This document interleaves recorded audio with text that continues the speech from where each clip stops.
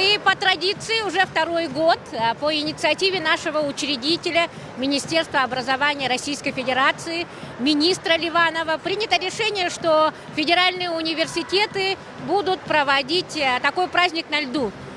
Для нас это очень важно. В прошлом году мы катались сами. В этом году мы пригласили ребят из ЕГСХ, пригласили ребят из АГИКИ, пригласили ребят из средних специальных учебных заведений для того, чтобы они имели возможность безвозмездно посреди зимы, когда на улице еще холодно, когда катокер еще не может пойти на открытый каток, прийти и в день студентов, Татьянин день, покататься на льду. Мы сегодня покажем представление, которое ребята в прошлом году показывали на Красной площади.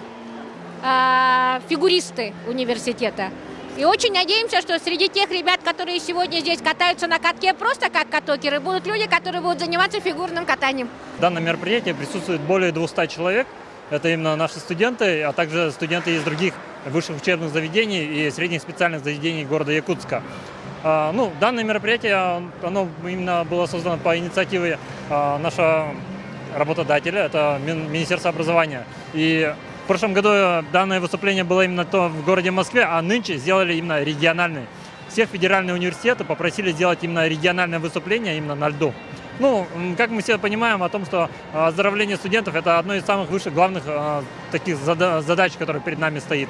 И данное выступление нацелено, в принципе, и на это тоже. День российского студенчества стал с таким размахом праздноваться с прошлого года, когда нас пригласили выступать в Москве на Красной площади. В этом выступлении принимали участие студенты из 10 федеральных округов. И наш номер был достаточно хорош. Смотрел, как выступали. Очень даже неплохо было.